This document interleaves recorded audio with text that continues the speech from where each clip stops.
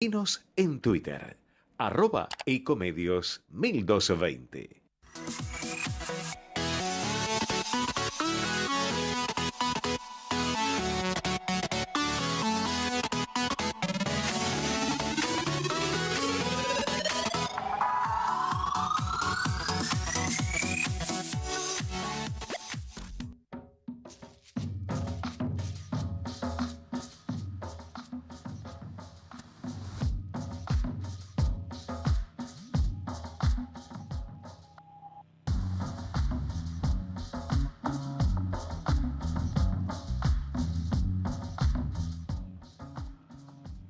Buenas tardes, una nueva edición de Entre Ustedes y Nosotros, el tradicional programa que conduce el doctor Jorge Enríquez. Una tarde gris, previa a un fin de semana extra largo, en el que la circunstancia principal, digamos, será el feriado de mañana, motivado por la fecha patria, el 25 de mayo. Fecha patria que coincide casualmente con el día en que en 2003 asumió la presidencia Néstor Kirchner. Esa coincidencia ha sido utilizada por el kirchnerismo para tradicionalmente asociar ambos acontecimientos.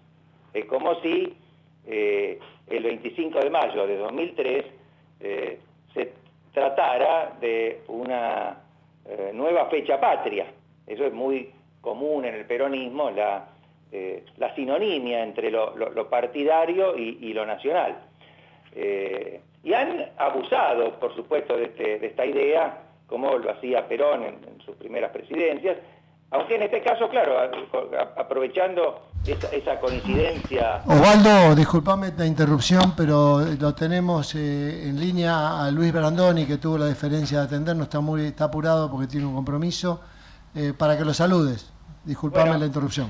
Muchas gracias, no sabía que ya estaba en línea. Buenas tardes, Beto, ¿qué tal? Osvaldo Pérez San Martino lo saluda. Hola. Beto, soy Osvaldo Pérez San Martino, en el programa de Jorge Enríquez, que él en este momento está con un inconveniente. Sí, por eso yo sé. Lo que pasa es que tengo una cita a las 6:30 y cerca del teatro, no sé si llego, quisiera llegar. Perfecto, será muy breve simplemente. Queríamos, conocer sus impresiones sobre la situación general del país en estos momentos, en particular con lo que estamos viendo dentro del ámbito del Frente de Todos, del peronismo, con esta celebración que van a hacer mañana de los 20 años de la asunción de Néstor Kirchner, que coincide con, como decía yo en la introducción, con la fecha patria del 25 de mayo de 1810. Mira, no te entiendo bien. Yo creo que lo de mañana es un acto partidario, no tiene nada que ver con el 25 de mayo. El 25 de mayo es una casualidad. Pero utilizar el 25 de mayo para hacerle un homenaje a un presidente, a un expresidente, no me parece. Me parece que el 25 de mayo merece otra consideración. Pero bueno, es lo que pueden hacer, es lo que les parece que deben hacer. Es decir, cambiar el 25 de mayo de 1810 por el 25 de mayo de la asunción de Kirchner al poder, pero no me parece más que eso. Claro, por supuesto, yo lo decía en ese sentido irónico, ¿no? Porque efectivamente es una fecha de todos los argentinos, pero ellos en la tradición del peronismo no han innovado nada en esto, la han partidizado, le han dado un carácter sectario, ¿no? Claro. Propio también de esa idea fundacional que tienen, como que antes de la llegada de Néstor Kirchner no había democracia, o no había derechos humanos, por ejemplo. Sí, pero a mí me gustaría que este tema lo pudiéramos tratar con un poco más de tiempo y de tranquilidad, porque me interesa mucho, y además tengo alguna dificultad para escucharte. ¿Vos desde dónde estás hablando? ¿De un teléfono de línea? Sí, de un teléfono de línea, porque yo tampoco estoy en el estudio en este momento, sí. Ah, claro. pero ¿no podríamos arreglar en otro momento una conversación con un poco más de tiempo? No, ¿cómo no? Le pido entonces a nuestros productores que lo arreglen. E igual, muchísimas gracias por esta participación. No, por nada, al contrario, estoy dispuesto a tomarnos un poco más de tiempo y escucharnos mejor para poder conversar de este tema o cualquier otro. Bueno, muchísimas gracias, Beto. Hasta luego. Por nada, gracias, chao. Bueno, lo que intentaba reflexionar junto a Beto Brandoni, que tenía cierta dificultad en que pudiéramos desarrollar el diálogo por una cuestión técnica, es este aprovechamiento que decía en la introducción, ¿no? Que es bastante propio del peronismo, esta vocación fundacional. En general es propia de todos los populismos, y sobre eso me interesará en unos minutos dialogar con la historiadora y politóloga Sabrina Ahmeyet, que es al mismo tiempo actualmente diputada nacional por Juntos por el Cambio, y más adelante con el periodista y editor económico de Clarín, Gustavo Bazán, porque el kirchnerismo celebrará mañana los 20 años de la asunción de Néstor Kirchner, y están saliendo distintos artículos, distintas columnas de opinión acerca de estas 2 décadas, ¿no? Que han impreso su sello en la vida argentina. Bueno, cada cual la mira a su manera. No se trata, por el otro lado, de una única etapa que se hubiera desarrollado de la misma forma en todo momento. Evidentemente, el kirchnerismo ha tenido distintos momentos. Hay que recordar que cuando Néstor Kirchner fue elegido, en mayo, si no recuerdo mal, las elecciones fueron el 14 de mayo de 2003, en esa oportunidad hubo una oferta electoral muy fragmentada. El peronismo presentó 3 candidatos, y quien obtuvo el triunfo en la primera vuelta fue Carlos Menem, con alrededor de un 25% de los votos. Después le siguió Néstor Kirchner con, yo no tengo las cifras de mano, pero aproximadamente un 21 o 22%, y tercero, Ricardo López Murphy, que habrá tenido un 16 o 17, parecía antes de la elección que iba a tener una suma mayor, y fue en aquel momento víctima de una campaña muy fuerte en su contra. Osvaldo. Sí. Bueno, ya está en línea Sabrina Ahmeyet, la diputada, así que te está escuchando. Perfecto. Hola Sabrina, ¿cómo te va? Hola Osvaldo, ¿cómo estás? Un gusto saludarte. Gracias, igualmente. Mira, me interesaba conversar con vos hoy por tu condición de historiadora y politóloga, porque, bueno, mañana es la celebración del 25 de mayo, y también es el momento en que el kirchnerismo va a hacer un acto de celebración de los 20 años de la asunción de Néstor Kirchner. Y bueno, yo decía en la introducción, pero vos sabés mucho más que yo de eso, que es bastante propio de la tradición peronista esto de fundir ambos acontecimientos, en este caso facilitados por esa coincidencia, esa casualidad de la historia, que la asunción de Néstor Kirchner ha sido el 25 de mayo. Yo quería preguntarte 2 cosas, por lo menos, después podemos preguntar otras. La primera es, ya que tenemos una historiadora acá, ¿qué significó y qué significa el 25 de mayo para todos los argentinos? ¿Qué es lo que pasó ese día? Porque más allá de lo que todos recordamos de las lecciones escolares. Y después querría preguntarte acerca de esta utilización, de esta resignificación de esa fecha por parte del kirchnerismo. Bueno, un montón de preguntas interesantes y una descripción muy acertada de lo que pasó hace 20 años, ¿no? Porque lo que hizo Néstor Kirchner en sí fue elegir el 25 de mayo. Así como Alfonsín eligió el 10 de diciembre en 1983, porque coincidía con el Día Internacional de los Derechos Humanos, y él estaba mandando un mensaje muy fuerte al elegir ese día. Néstor Kirchner hace 20 años elige el 25 de mayo, era la fecha patria más cercana que tenía y entraba dentro de las fechas lógicas después de la elección, entendiendo que lo que comenzaba con él era una revolución de la Argentina, era una refundación. Esto no es una novedad de Néstor Kirchner ni del kirchnerismo en sí, son muchos los presidentes que se vieron a sí mismos refundando una historia, dejando atrás el pasado para plantear que empezaba el año cero y se empezaba a escribir algo completamente diferente a partir del momento en el que asumían ellos.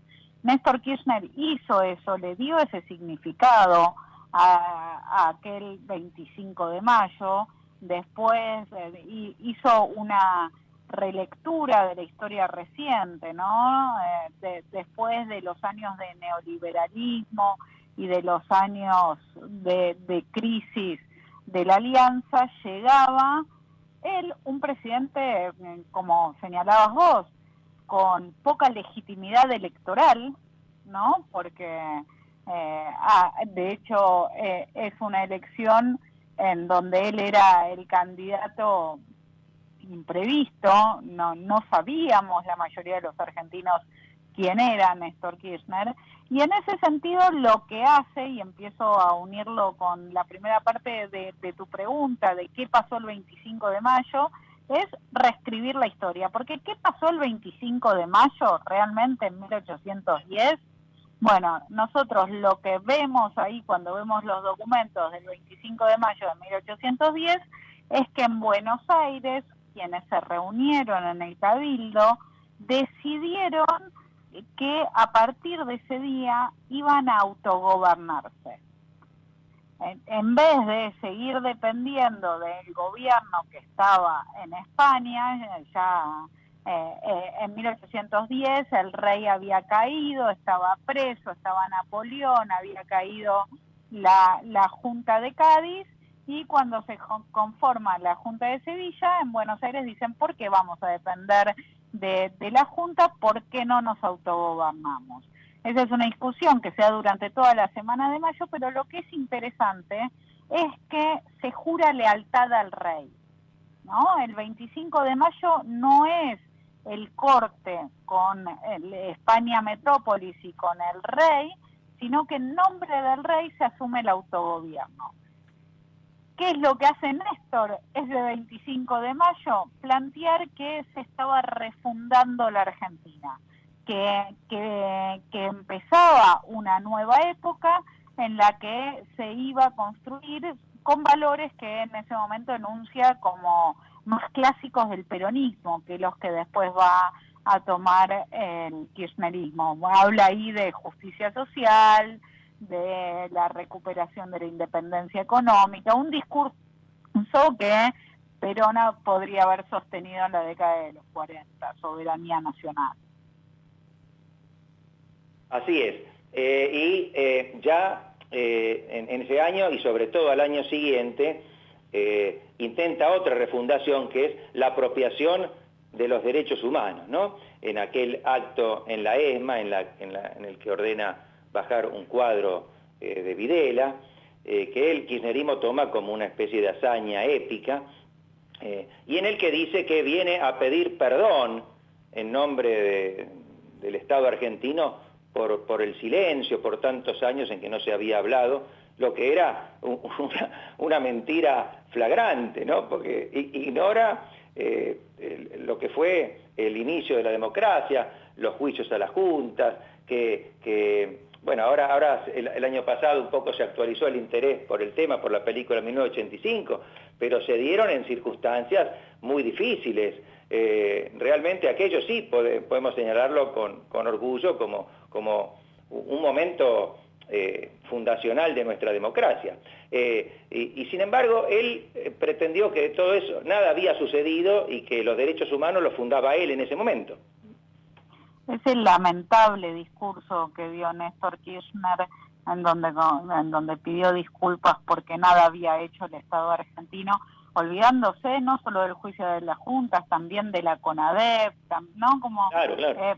borrando una parte no solo importantísima, fundamental de nuestra historia y de nuestra democracia, sino uno de los pocos hechos de los que podemos estar realmente orgullosos como argentinos en nuestra historia reciente.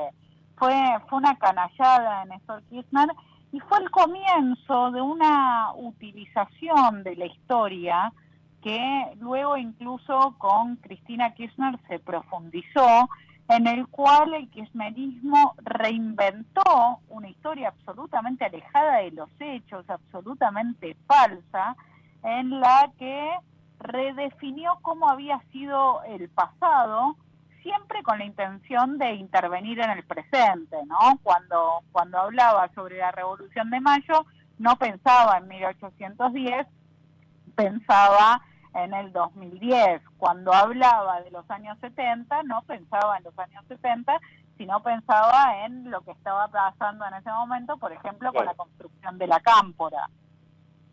Y en esa línea está también, me parece, la instalación de la fecha del 24 de marzo como feriado, ¿no? Yo, digamos, me opuse, bueno, yo soy un 4 de copas, ¿qué importa lo que yo diga o opine? Pero desde el inicio vi el sentido sesgado que esto tenía y lamentablemente me parece que otros actores de la vida política, no peronistas, no kirchneristas, con cierto sentido culposo que se instaló a través de esa apropiación falsa de los derechos humanos, no llegaron a percibir. No sé cómo lo ves vos. Creo que somos muchos los que creemos que en todo caso el 10 de diciembre, claro. el retorno a la democracia debería ser un día de celebración y un día feriado. El 24 de marzo a mí me parece que está muy bien que sea un día que siempre sea recordado en las escuelas y trabajado en las escuelas, porque yo también quiero acá hablar desde el 2023, porque cuando el kirchnerismo tiene todo su uso político de los derechos humanos, su relación con los organismos de derechos humanos, sus abusos, sus robos, ¿no? Digo, tenemos los casos de corrupción directamente involucrados con asociaciones de derechos humanos. Lo que nos empieza a suceder a todos es que, o a muchos, es que entendiendo lo que pasó durante la dictadura como los peores crímenes del Estado argentino desde su creación, empezamos al mismo tiempo a tener mucho rechazo de la utilización política que se le hacía a esto, ¿no? Entonces cada vez sentíamos más hartazgo porque entendíamos que todo era un show. En vez de poder celebrar como pueblo argentino la recuperación de otro nieto, no, era todo montado como un acto partidario. El 24 de marzo era una fiesta kirchnerista, no era un momento de unión de todos los argentinos. Pero cuando digo que lo quiero pensar desde el 2023 y que rescato el valor de que se hable en las escuelas de lo que pasó el 24 de marzo del 76, es porque creo que en este momento en el espacio público tenemos a algunos dirigentes y básicamente la fuerza de la libertad avanza, en donde se pone en cuestión la democracia, en donde la democracia no parece ser un valor. Me alegra que lo digas porque a mí me genera una enorme preocupación, si no lo veo como algo hasta simpático, como algunos lo consideran, aunque no vayan a votarlo. Es decir, puedo entender que sirva en algún sentido para empujar la agenda hacia cuestiones que realmente se necesitan, con mayor libertad de mercado, mayor estabilidad económica, mayor impulso a la iniciativa privada, pero me parece que tienen serias dificultades en entender o no quieren entender cómo es el juego de las instituciones, ¿no? Pareciera que por el discurso de Milei particularmente, cuando él llega va a gobernar por decreto, o sea, el Congreso es visto in totum como una casta, como un obstáculo. Bueno, para mí tiene todos los rasgos del discurso populista, solo que en este caso de derecha en lugar de izquierda.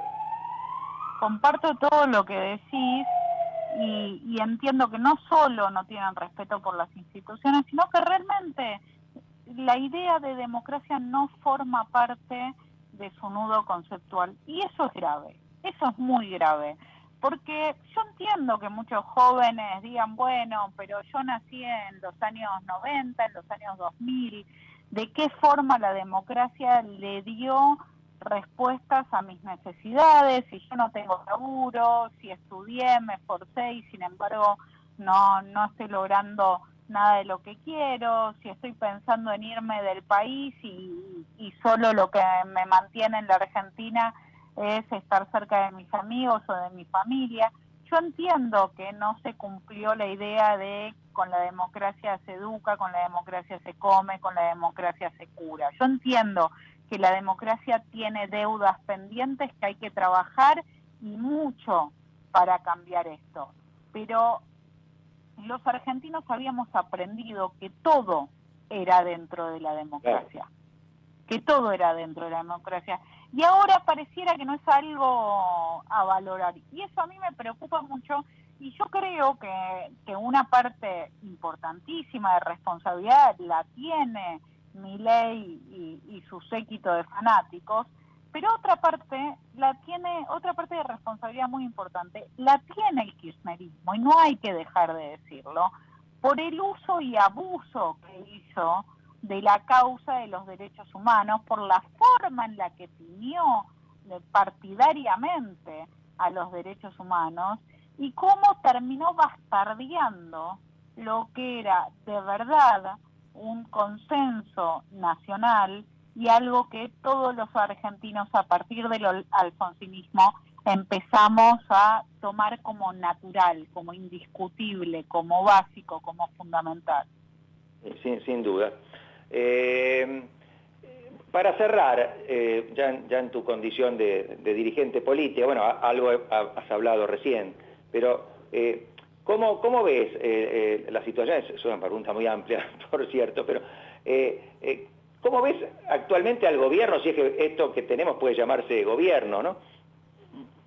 Yo creo que hay que llamarlo gobierno, porque si no lo llamamos gobierno lo estamos desresponsabilizando. Tenés razón.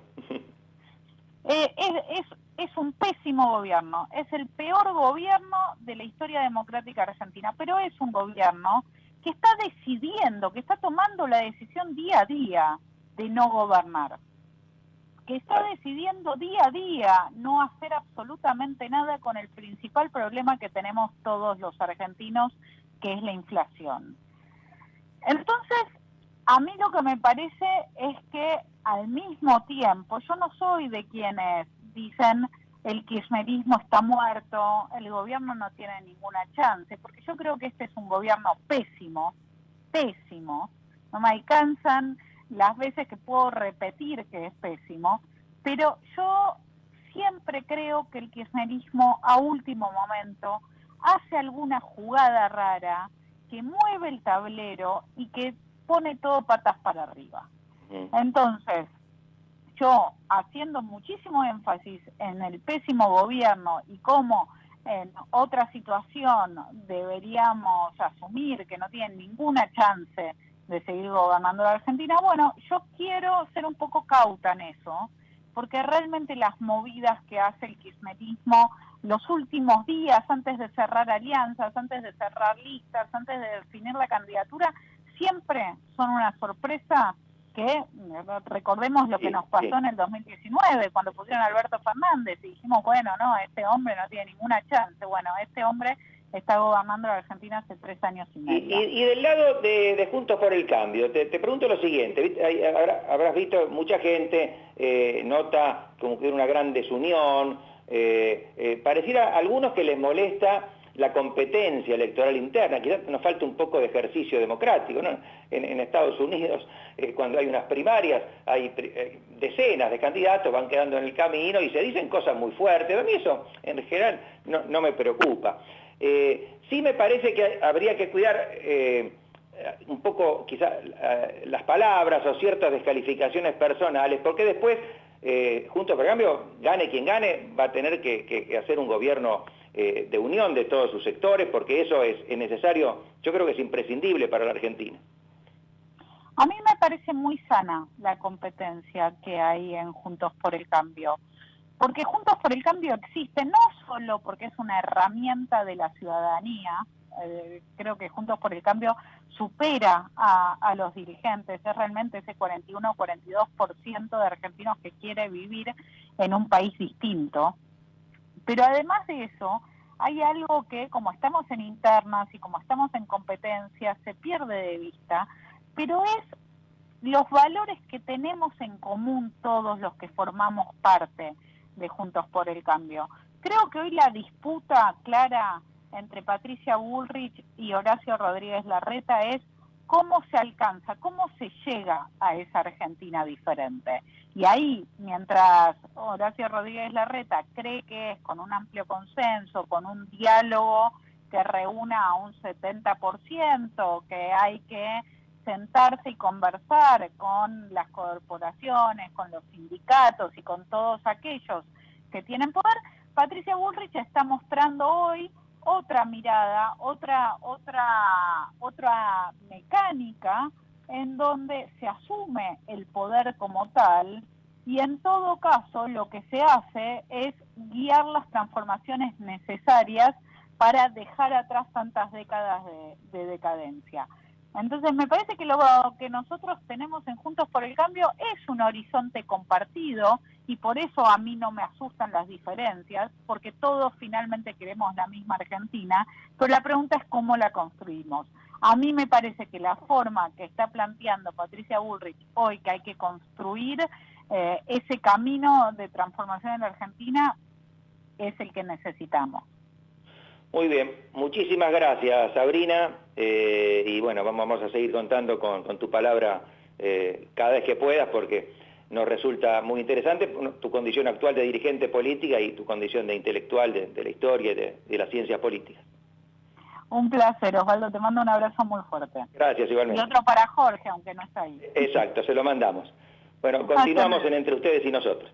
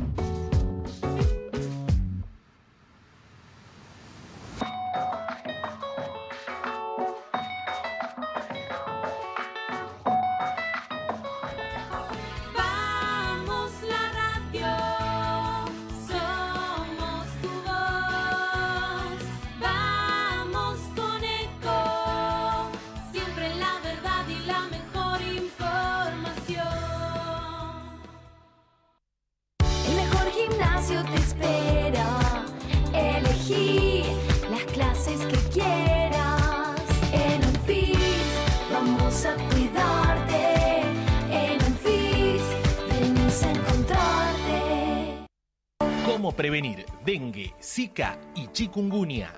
Sin criaderos no hay dengue. Limpia tu patio de objetos que acumulen agua. Elimina agua estancada de recipientes. Reemplaza con tierra o arena el agua de tus flores. Tapa los tanques de agua y cisternas. Tira y perfora llantas para que no acumulen agua. Limpia floreros y bebederos. Recordá, sin criaderos no hay dengue. Intendencia Menéndez. Informate en ecomedios.com. Seguinos en Facebook. Ecomedios Live.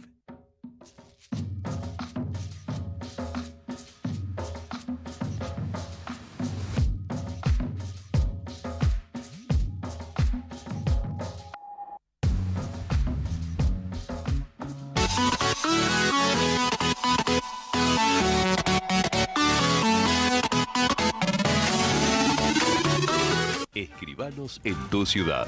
Nuestro consejo es prevenir problemas.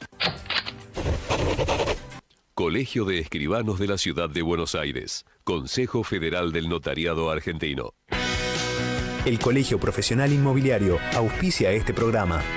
Colegio Profesional Inmobiliario, cada vez más profesionales. ¿Conocéis los planes de salud de Andar, la obra social de los viajantes vendedores? Planes para empleados en relación de dependencia, monotributistas y particulares. Solicita un asesor comercial al 0810-345-0184.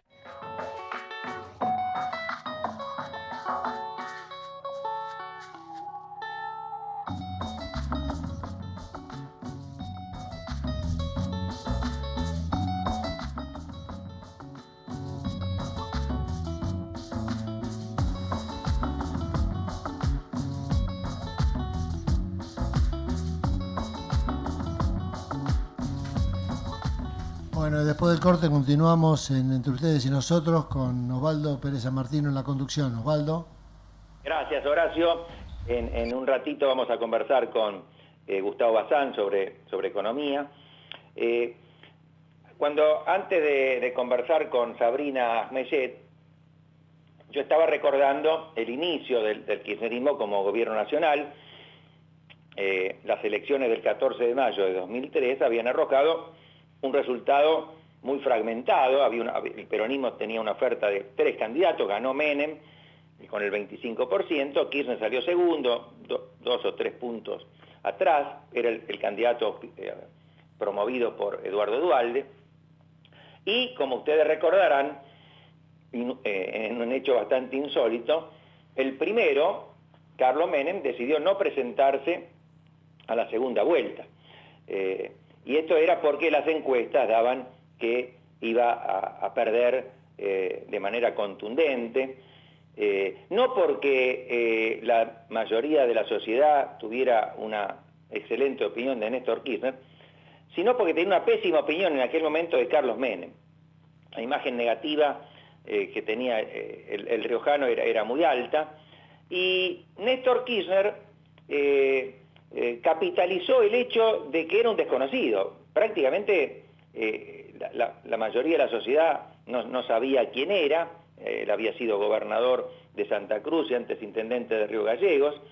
Y esa ignorancia de la mayoría de la sociedad hizo que él pudiera construir una imagen inicialmente de una persona que venía no solo a arreglar la economía, sino a regenerar institucionalmente el país.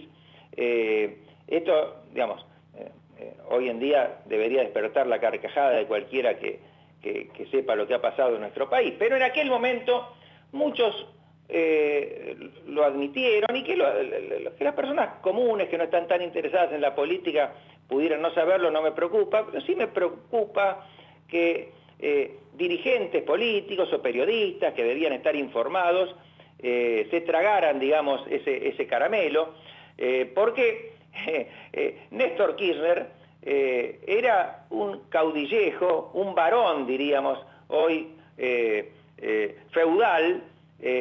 ¿Cómo puede ser Infran en Formosa? Basta ver lo que había hecho en Santa Cruz como gobernador, en que siguió el modelo populista al pie de la letra.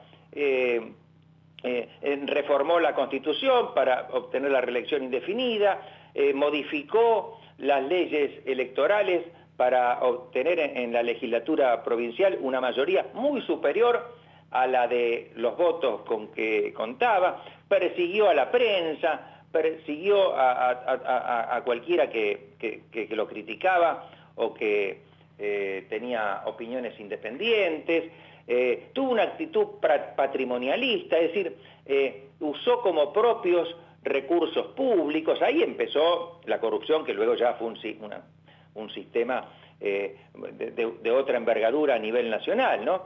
Basta recordar el manejo absolutamente discrecional que hizo de las regalías que obtuvo la provincia de Santa Cruz cuando se privatiza YPF, eran los famosos fondos de Santa Cruz. Bueno, esos fondos los manejó él como si se tratara de bienes personales, sin dar cuenta a la provincia, a la legislatura.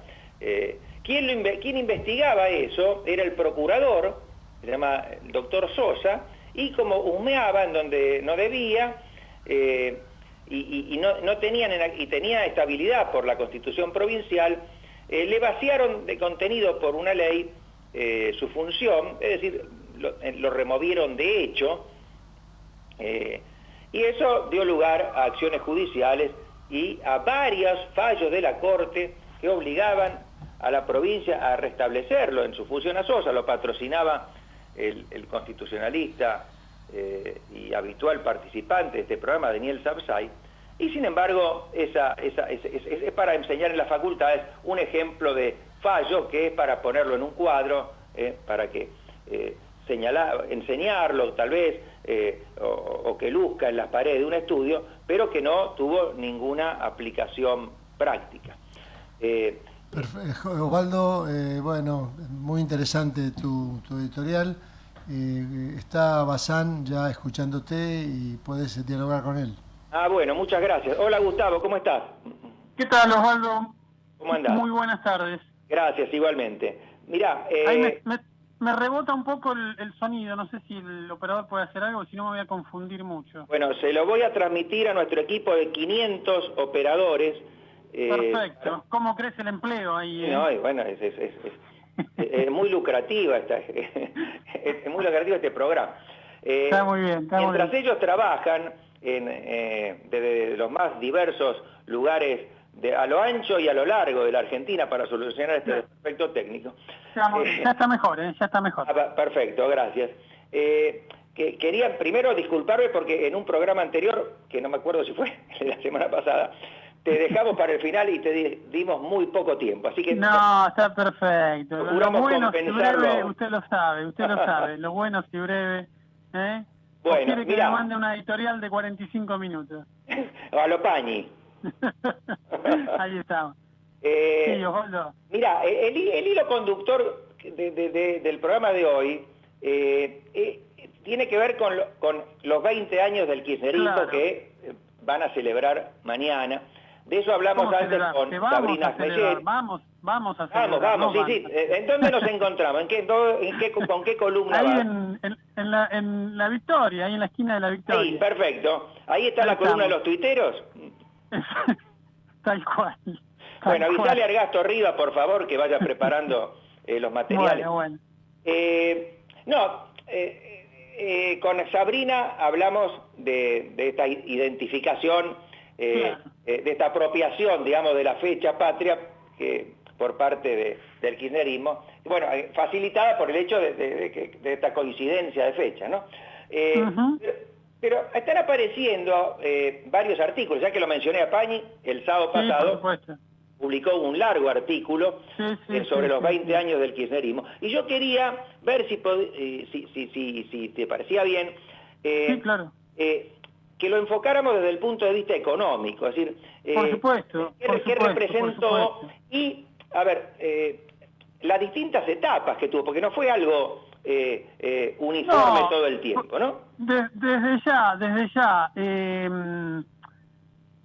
Como siempre es imposible eludir un dato objetivo, que es que cuando Néstor Kirchner asume al poder el 25 de mayo del 2003, lo que se dice el trabajo sucio para reacomodar las cuentas y la macroeconomía ya había sido hecho y con creces por la gestión anterior, la del presidente interino Duhalde, y bueno, por supuesto, el ministro de Economía Jorge Remes de Nicov, y además con unas condiciones de los términos de intercambio del comercio exterior argentino muy favorable por la disparada del precio de la soja. Era, recordemos, lo que se llamaba en ese momento viento muy fuerte de cola, dado por la fuerte recuperación de los precios de las materias primas en general y que habían favorecido en ese momento a toda América Latina, no solamente a la Argentina. Eso fue lo que le permitió a Uruguay también salir de su crisis financiera, que fue casi simultánea con la de la Argentina, y entonces como que tenía era Disneylandia para un ministro. Perdóname, Gustavo. Sí, perdón, sí.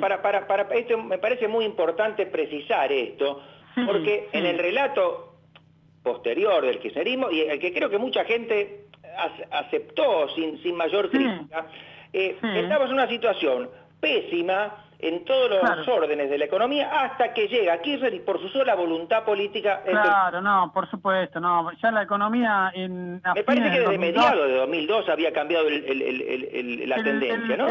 El valle de la crisis fue junio-julio del 2002, y a partir de ahí, yo me acuerdo porque ese día, el día de los asesinatos de Costecchi y Santillán, se produjo, si se quiere, el valor récord del dólar, que se arrimó a los 4 pesos.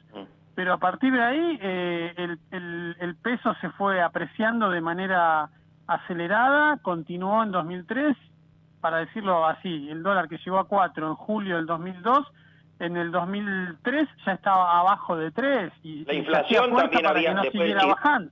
La inflación después del fogonazo de la devaluación ya estaba, por supuesto, había bajado. Por supuesto, salimos de la convertibilidad sin hiperinflación ni mucho menos, digamos. Entonces, cuando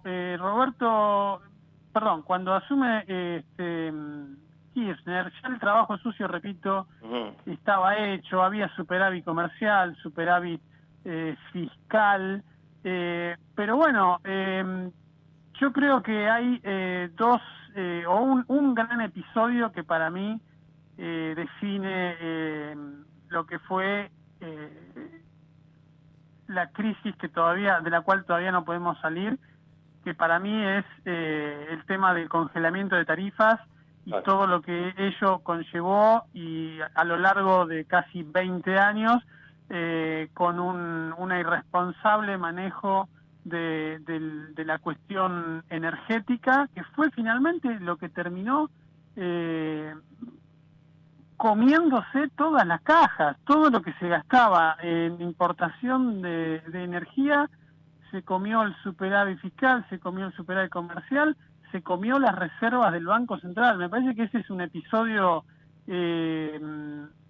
digamos, ineludible y principal para tratar de entender qué pasó desde aquella época, si se quiere, de oro, entre muchas comillas, del primer kirchnerismo, y lo que hoy todavía estamos sufriendo. Todo lo que se despilfarró de dólares por no querer aumentar las tarifas a los niveles que correspondía. 20 años Gustavo, de congelamiento con una inflación galopante, ¿no? Mira, casualmente leí ayer, me puse a buscar por algo que quería investigar un poco, el informe, el famoso informe Prebisch, que cuando se produce la Revolución Libertadora le encargan a Raúl Prebisch un informe sobre la economía. Y básicamente, con distintas magnitudes, por supuesto, Prebisch dice algo similar a lo que estás diciendo vos. O sea, hasta 1945 aproximadamente no había inflación en la Argentina, ¿no? Después empieza, pero él dice que las tarifas de los servicios públicos, de energía, no habían crecido al ritmo de la inflación, y que eso tenía unos perjuicios enormes. Habla del atraso tecnológico, de infraestructura, es decir, en otra escala, no, porque el kirchnerismo llevó esto ya creo que al paroxismo, pero hay ahí una política que podemos llamar por populista, no sé, desde el mismo carácter. Bueno, y por supuesto, y el otro tema también fue la política deliberada de tasas de interés negativas, es decir, por debajo de la inflación, también, con lo cual se desincentivaba el ahorro en pesos. Eso provocaba una por un lado, bueno, consumo desde ya, pero también había un incentivo claro y explícito a que la gente comprara dólares, porque finalmente, ¿para qué voy a tener mis pesos en el banco? Si voy a perder poder adquisitivo, por lo menos me compro el dólar, y eso también generó una dolarización de ahorros en todas las escalas, ¿no? El pequeño, el mediano, el grande, y por ahí también está un poco el kit de la cuestión, la utilización de reservas para pagarle primero al Fondo Monetario Internacional 10.000 millones de dólares, pagarle 10.000 millones de dólares a un acreedor que nos cobraba el 3% de interés anual. Y al Ahora, poco tiempo, discúlpame, Waldo, tenía un propósito definido, más allá de la propaganda, de la soberanía, ¿no? Era librarse de las auditorías, ¿no? Pero está bien, pero termino una cosita, pagarle 10.000 millones al fondo que te cobraba el 3% y después venderle bonos a Hugo Chávez a una tasa del 15%. Y después, bueno, la cuestión Fondo Monetario, que yo me permito ir un poco contra el Fondo Monetario no le hace mal a nadie, al contrario, te presta plata barata, te pone esas famosas condicionamientos.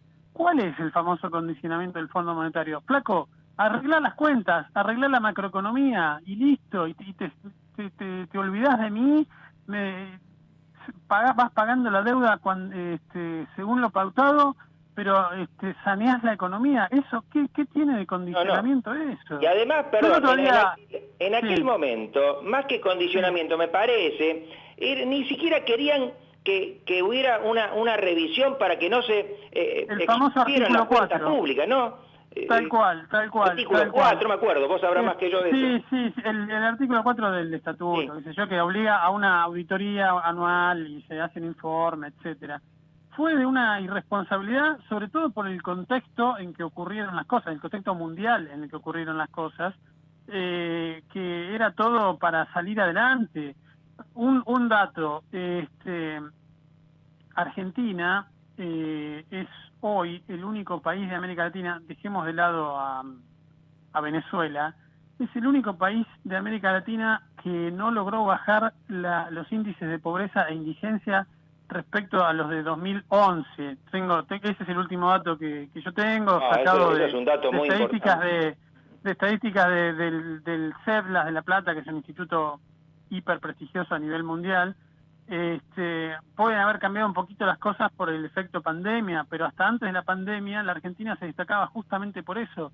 Mientras todo el continente logró bajar en mayor o en menor medida los índices de pobreza e indigencia, Argentina, al contrario, tenía al borde de la pandemia, digamos, antes de que se declarara la pandemia, niveles superiores a los de una década atrás. Háblame de década perdida, ¿no? Ahora es interesante porque en el discurso de ellos, ellos han llevado adelante una política progresista, siempre usan a favor la palabra de los más necesitados, inclusiva. ¿Y dónde se ve eso? Yo no sé, más allá... No, es para amargarse cuando se hace algún cálculo, digamos, de dónde estaría hoy el PBI per cápita de la Argentina si yo me acuerdo porque lo pregunté, ¿no? Desde 1975 se hubiera crecido al 2,5% anual. Nada de tasas chinas, ni asiática, ni tailandesa, ni nada, ¿no?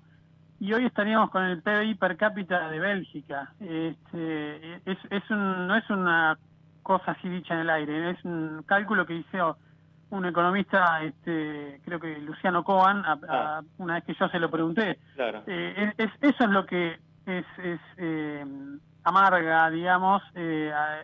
Donde estamos hoy es un caso único en el mundo, sin haber sufrido una guerra civil o un episodio de guerra, digamos, no ignoro el episodio de Malvinas desde ya, pero de destrucción del PBI no hay antecedentes en el mundo para un país que más o menos vivió en paz el último siglo. Puede hablarse de un milagro argentino.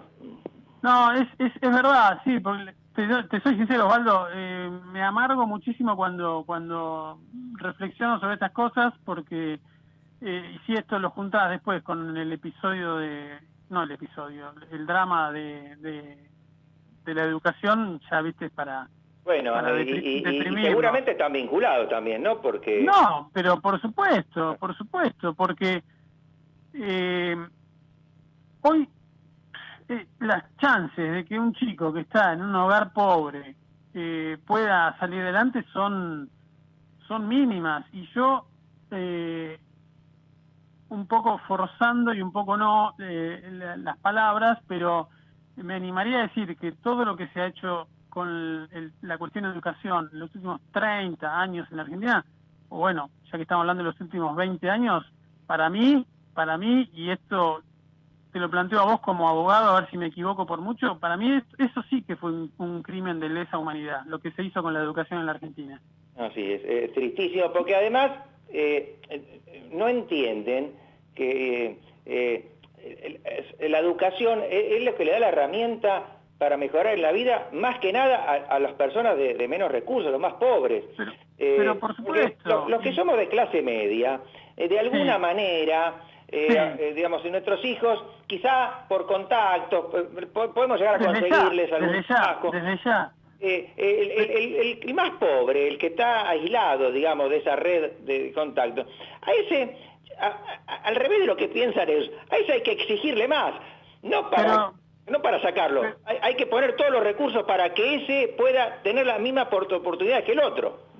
Lo que pasa que yo también a veces hago esta figura, veo en un extremo la caja del Estado, ¿no?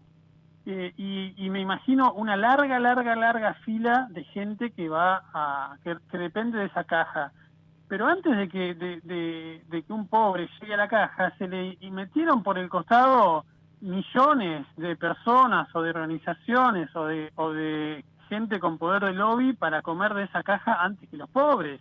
Yo el otro día publiqué una nota donde cuento el nivel de los salarios que se pagan en la Administración Pública Nacional, en organismos descentralizados, en empresas públicas, y son realmente escandalosos en comparación con el promedio que cobra el país. Y entonces yo eso me lo imagino como gente que logró ubicarse para llegar antes al cheque que le da el Estado, y por ende se lleva una porción mayor. Pero hoy hay que mirar a los ojos a un chico de un hogar pobre y decirle, o mejor dicho, hay que tener el coraje de decirle: mirá, por todo lo que se hizo en los últimos 20 años en la educación, tu nivel de vida futuro va a ser extremadamente más bajo de lo que podría haber sido. Ahora, eso es un drama. Sí, el drama, y estoy pensando, tanto lo que decís en materia energética, infraestructura, como lo dice en educación, que es un diagnóstico descarnado y real e irrefutable. Pero qué difícil para cualquier gobierno recomponerlo, porque los corporativos, los gremios, van a hacer una resistencia feroz. Por supuesto. Yo quedé muy asombrado, o muy gratamente asombrado por la claridad que me expresó en una entrevista que le hice a fin del año pasado al presidente del Banco Central de Perú, Valverde. Sí, la recuerdo, sí. Donde él decía no solamente la independencia del Banco Central o en una cuestión estrictamente económica, sino Perú, de alguna manera, más allá de sus crisis políticas, que son innegables, logró aislar, digamos, al Poder Ejecutivo de todas las presiones corporativas que le pedían alguna facilidad, alguna exención, alguna protección comercial, y entonces él me contaba que era clave eso también, no solamente la independencia del Banco Central y el orden macroeconómico, sino también armar una suerte de blindaje para que los poderes corporativos no comieran o no sacaran ventaja sobre las generales de la ley, ¿no? Y eso sí que es realmente difícil en la Argentina de hoy, de ayer, y me imagino que también la de mañana, más allá del signo político que que Sí, asuma el Poder Ejecutivo a partir de diciembre. Sí, porque se pueden tener las mejores intenciones, los mejores equipos técnicos, pero hay que tener una decisión de luchar contra esto y de generar... Porque es acción y reacción, ¿no? Claro, y de generar digamos, también es el arte de la política, ¿no? Los consensos, o sea, una coalición de ciudadanos contra estas corporaciones, pero eso, por supuesto que y aparte que va a exigir mucha paciencia, porque supongamos que el día 1 se hacen las cosas bien, y al día 2 también, y al 3 también, pero hay que pedirle paciencia a gente que viene muy golpeada. Más allá de las corporaciones, ¿no? Lo que puedan hacer o no hacer las corporaciones. Entonces no lo veo muy fácil. Es difícil. Y por lo que estamos viendo, pareciera que cada vez la gente tiene menos paciencia y canaliza su indignación de una forma que esa construcción de consenso, pero bueno. Exacto, y la tentación de seguir algún discurso más o menos mágico también está muy presente, ¿no? Gustavo, muchísimas gracias, me dicen que ya se nos agota el tiempo. Ahí estamos. Te agradezco nuevamente, ya sos un columnista habitual de este programa. Ahí está, un placer. Un saludo para todos. Gracias, igualmente. Bueno, nos vemos el miércoles próximo ya con la presencia de Jorge Enríquez. Que tengan un muy buen fin de semana largo.